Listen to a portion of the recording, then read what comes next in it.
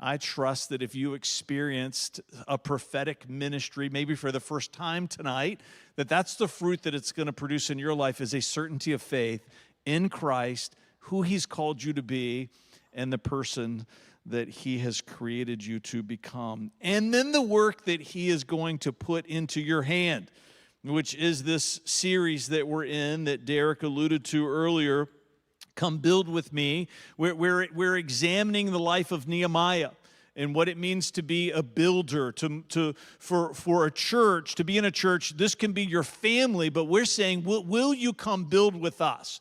Will you move from being a part of the family of the church and to be a builder here at City Life Church at 311 Selden Road? I'm going to skip a bunch of the recap. I'm going to jump down to this definition that we've been sharing with you each week about what it means to be a builder. It says that as builders, that we have a holy sense of responsibility, a contagious zeal for the promises of God to be made manifest in our city, in our lifetime. Last week we talked about how builders chip in, and this week we're talking about how builders help out. And we draw that principle, that truth from the life of Nehemiah, that what motivated him, because he never saw Jerusalem, he never saw Israel, he was actually born in captivity. But what inspired him were the promises of God. What inspired him were the promises of the prophets of his day. And it created a contagious zeal inside of him to believe that he would see those promises fulfilled in his city and in his lifetime. And in this series, we've been saying to ourselves, hey, Jesus has made some promises to us. We weren't there when he first spoke them, but they're just as true for us today as they were for the world 2,000 years ago. So we're saying in the 757, in our cities, in our lifetime, let's believe together that we're going to see some things fulfilled. And if that's going to happen, we're going to have to build. We're going to have to be builders like Nehemiah was a builder. Nehemiah didn't just say from afar, from in Babylon, I hope that works out. I hope somebody goes and does something about it. No, he went himself to be a builder. He was willing to help out. Nehemiah had to give up to help out. Let me say that again. Nehemiah had to give up to help out. This is Nehemiah 2, verses 4 and 5.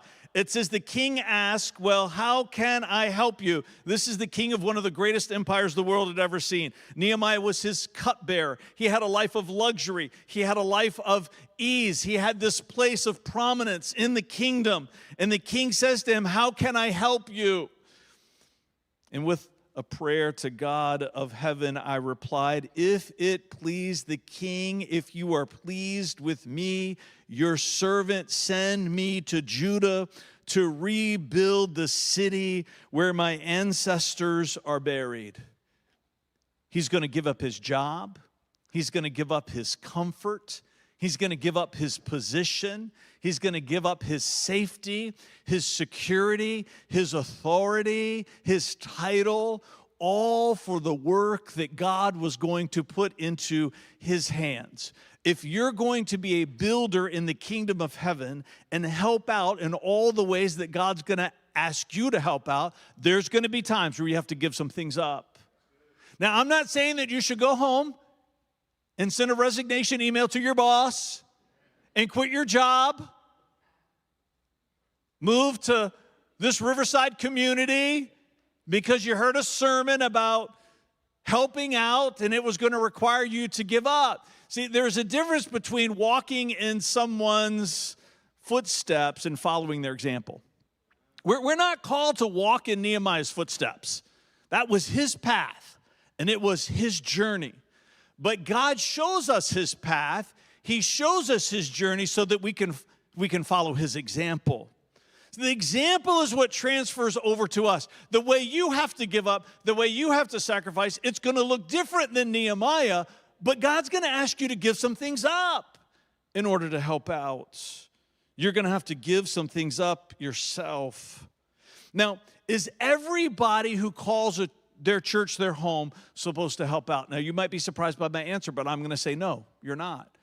Just like we talked about last week with chipping in, there are people that God's going to bring to this church that they're not supposed to be a resource to this congregation. This congregation is supposed to be a resource to them, right? There are times and seasons in your life where helping out is not possible for you because of the season of life that you're in. It might be because of physical challenge. It might just be because of brokenness that's on the inside, that it's not time for you to help out. It's time for you to rest and sit in the place that you're in. For several months, there was a lady that came to this church who was from out of town, living with her son, struggling with the brokenness of a marriage that she was praying that God would restore. And every week she was sharing with Vanessa and I what God was doing in her life. And oftentimes she sat in this service just weeping and weeping and weeping. We knew she was only going to be here for a season. She knew she was just supposed to be here for a season. But we felt like God brought her here so that this would be a place of healing. We did not go up to her after a few weeks and say, "You are so lazy. You show up week in and week out, and you take, and you do nothing." Who does that? Yeah, we do not. Because this was supposed to be a spiritual emergency room for her, right? And she left different than she came. Her marriage was on the path of restoration. When she left. We didn't do any marriage counseling with them. We didn't do any work with them. We just stood with her in a place of prayer and loved on her for months on end. You might find yourself that you move into a season of brokenness and hurt, and you might have to step back from helping out, which is all the more reason why everybody else should step up. For all of us, there's going to be seasons of respite where we need to recover and rejuvenate. It's like the story of David when they came back from battle and they realized their town, marauders came and swept through and took all their wives and their children. And some of the men, because they were so worn out from where they had come from, they couldn't go on. And David said, "Hey, you stay here. We'll go on and recover everyone on your behalf." There's times where you've got to sit on the sidelines. I get that. But if you're not sitting on the sideline because you're in a place of hurt and brokenness, then it's time for you to give up something and start helping out to build the kingdom. You've got to give up if you're going to help out. Life is a zero-sum game, people.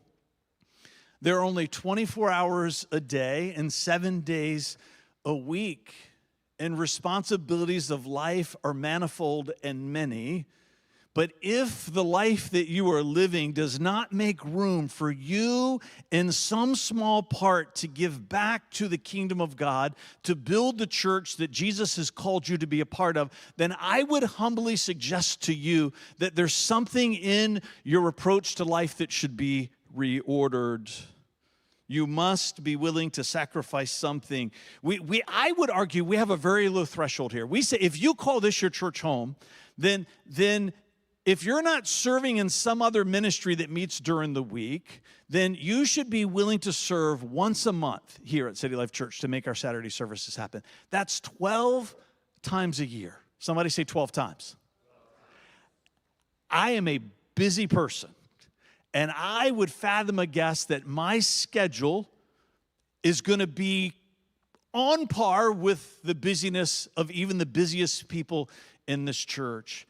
And I trust that you could find 12 weekends a year that you can serve to help make church happen. You with me? But it's going to cost you something.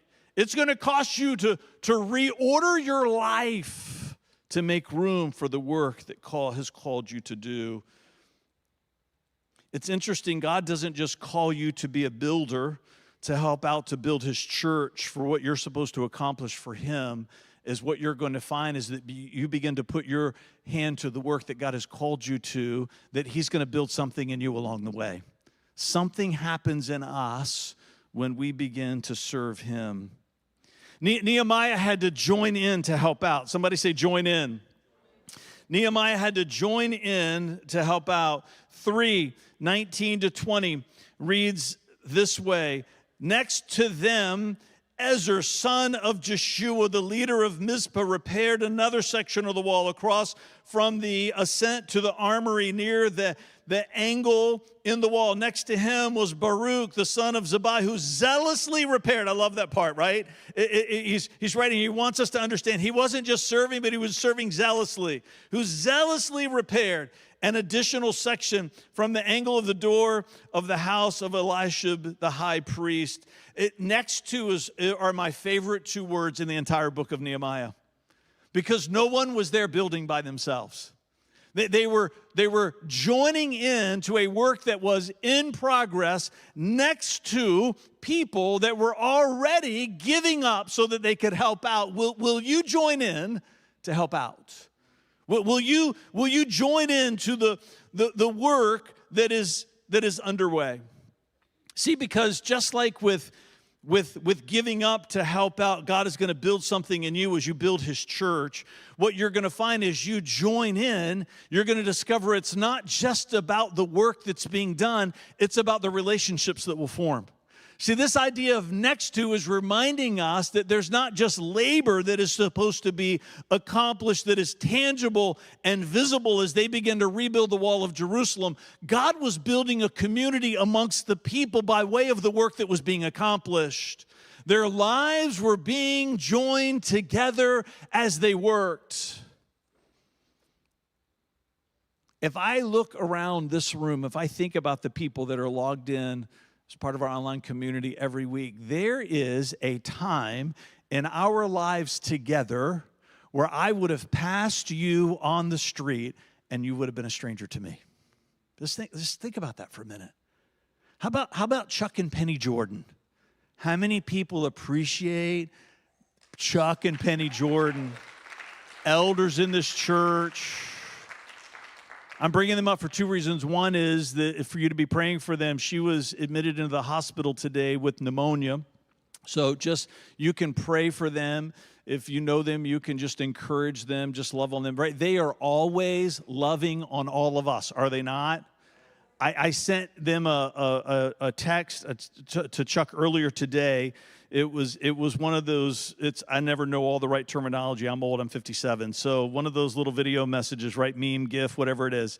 And it was at a soccer game where the crowd rushes onto the field, knocking things over. They're just in a wild panic. I told Chuck and Penny, I said, this is going to be City Life Church for you guys if you need anything, right? Because that's what they do for us.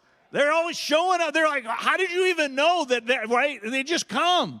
They're there. And so we're just loving on them, praying for healing and for health and restoration. But can you imagine if when I mentioned their name, something you felt in your heart, there was a time in your life where they were strangers to you.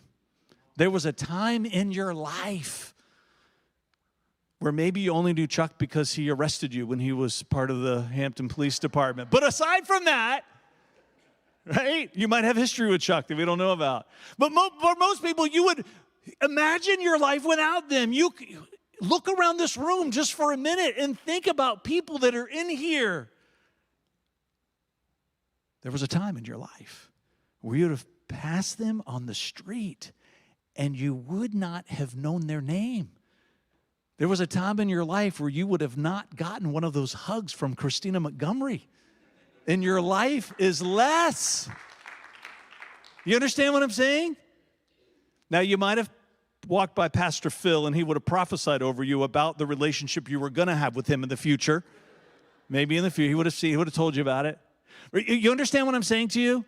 There is a gift of relationship that is deeply meaningful, that is a treasure to you, that comes because you're standing along the wall of the Church of Jesus Christ and you are joining in to help out. And there is a treasure of relationship that you have because of that. And if you would say to me, well, Fred, I'm not joining in and I already have some of those relationships, then I would say let's underline the word some, meaning that you haven't yet tapped into all the relationships that you're supposed to discover. There's more friendships. There's deeper relationship. And even the people that you think you already know, there's a depth of those relationships that's waiting for you as you join in to help out. There are friendships that are waiting for you. It might be that you're not helping out because you, like me, are a perfectionist. Any other perfectionists in the room? Am I the only one confessing my own sin, right? Right? Perfectionists, Brentley's like raising both hands, right? We're terrible procrastinators, are we not? You know, perfectionists are some of the worst procrastinators because we say, if it can't be perfect, I can't do it.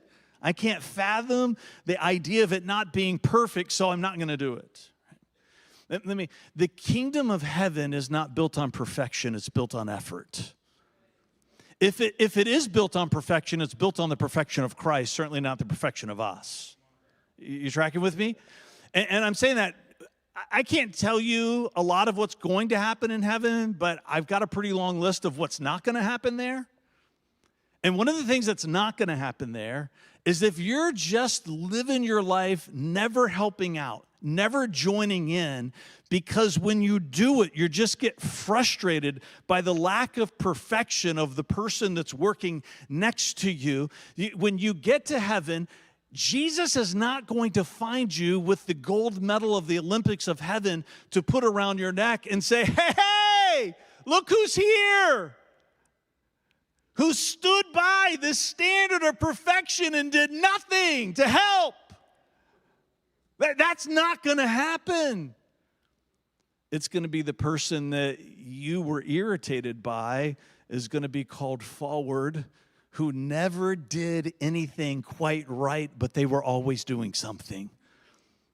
Because the church is built on the effort and the hearts of imperfect people laying down their lives to join in for the work that God has called us to do.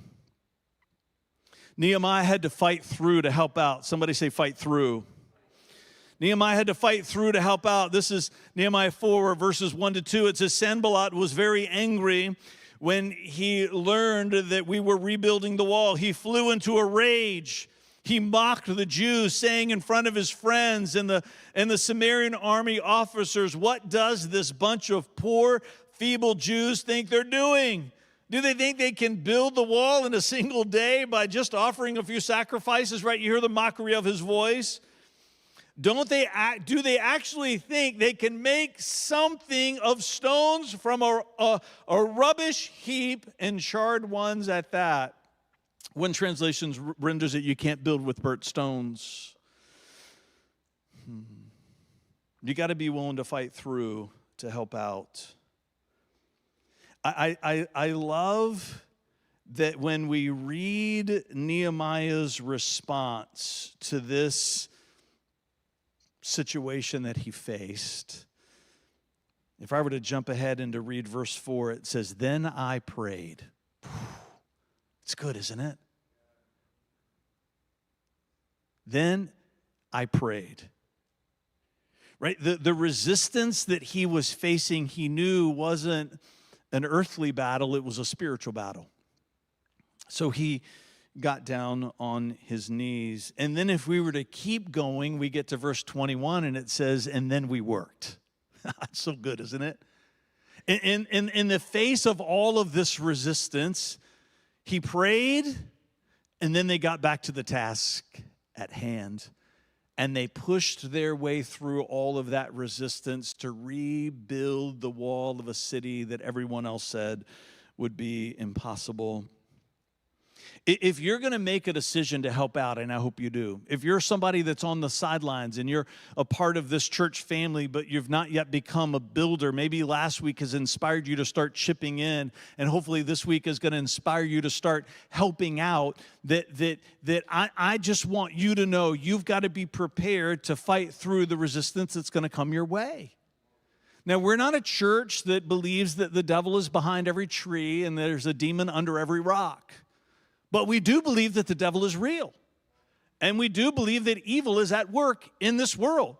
If the devil is not real and evil is not work in this world, then the Bible is not true. Right? It's not any more complicated than that. We know that he is real, and we know that evil is at work in this world. And one of the things that we find from Genesis all the way to Revelation is that when people begin to engage in the work that God has called them to, there is always going to be resistance that comes and presses up against you. If you decide, right, in a little while there's going to be a slide that pops up on the screen when we get there, and then at the Welcome Center there's a new QR code that we've created to help you join in, that you can sign up, and then Pastor Vanessa is going to be in touch with you about a ministry on Saturday night to match you into. There's something here for everyone to do. Come on. If you do that, I want you to know in advance there's going to be resistance. The first Saturday that you're supposed to serve, your car won't start. Even though the battery's brand new, even though you just got it back from service, there's going to be resistance. Your neighbor that has not spoken to you in 10 years is going to knock on your door and want to figure out whether that fence is on their property or yours. You tracking with me? There's going to be resistance. You might have a job where you are on call on the weekends, and you have not been called into work in 3.5 years.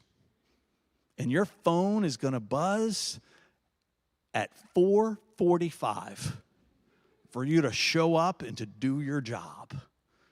Just hand your phone to me. No, I'm just kidding. No, you're going to have to go do your job, right? I'm saying that in jest, but there are going to be things that begin to push up against you. It's part of this journey in this life.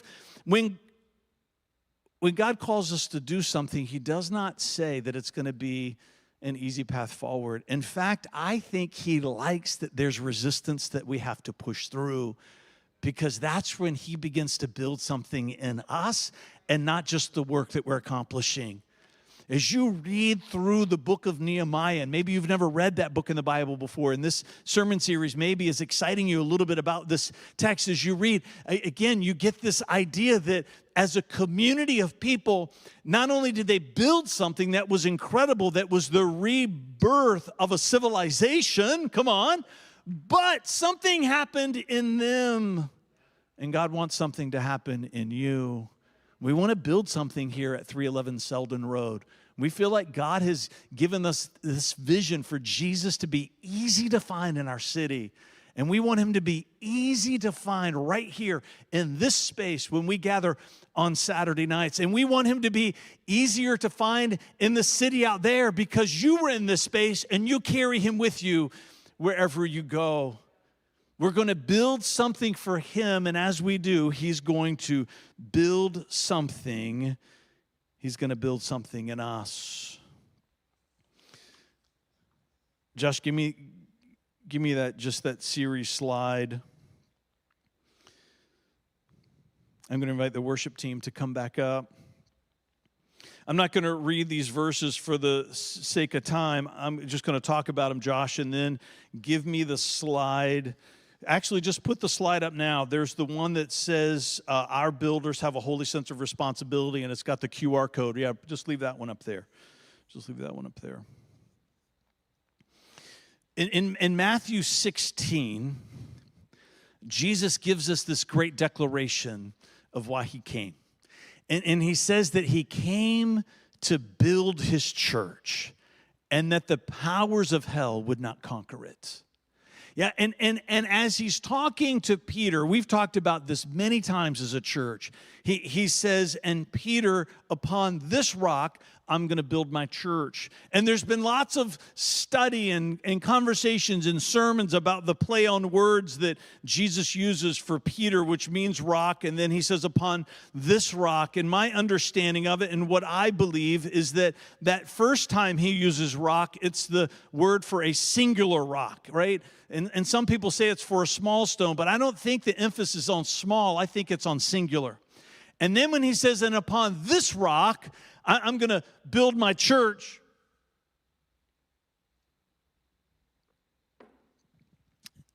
that word means a few different things in the Greek language, but one of them, it's an outcropping of rocks, meaning that it's a bunch of rocks together. And I've always understood that text to be a challenge to me that I'm giving to you, that Jesus wants to take your life in its individuality, in its solitude, in your this idea of I am here by myself, and he wants to pick you up out of that place, and he wants to insert you into all of these other rocks that are coming together to form something that he calls the church. He wants to move you from there to here. He wants to move you out of what I call the rock pile of humanity, and he wants to put you into the rock wall of the church of Jesus Christ. There is a place in the wall that you're supposed to fill that no one else can. There's a spot, there's a piece, there's something that's missing that your life is supposed to fill. And this idea of helping out isn't the end of your journey of being inserted into the rock wall of the church of Jesus Christ. It's just the beginning of you exploring the purpose that he has for you.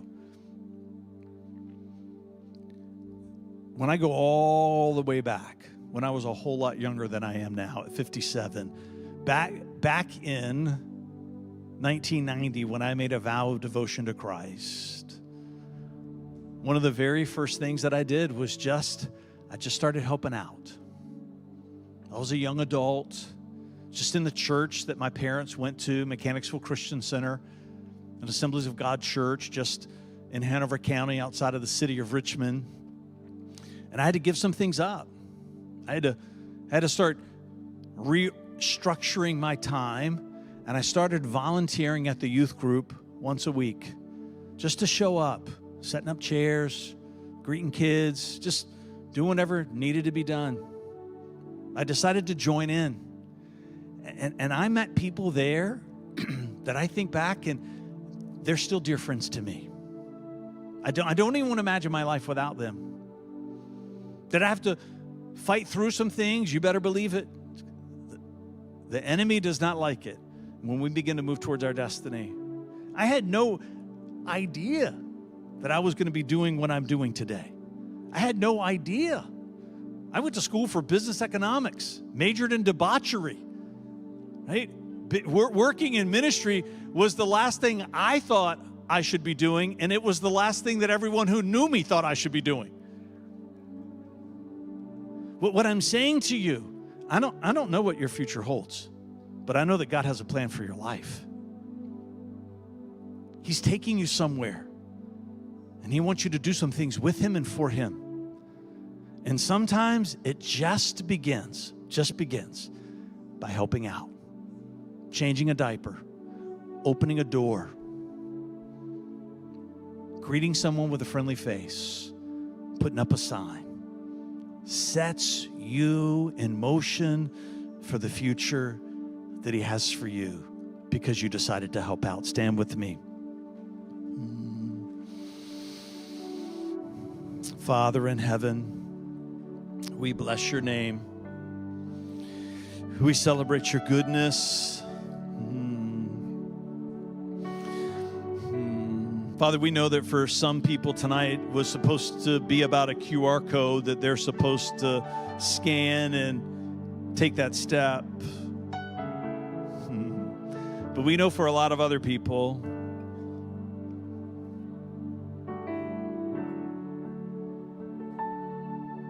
tonight was about people just letting go of their own grip on their own lives and turning it over to you. For some of them, it's just to take a deep breath, to just release on the inside and to lean into your embrace, to feel the touch of your hands, the whisper of your voice, the gentle wind on the soul of the presence of your Holy Spirit that's unlike anything else that we will ever know. That as we step back into this worship, Father, I pray that people they would lean in. They would lean into you.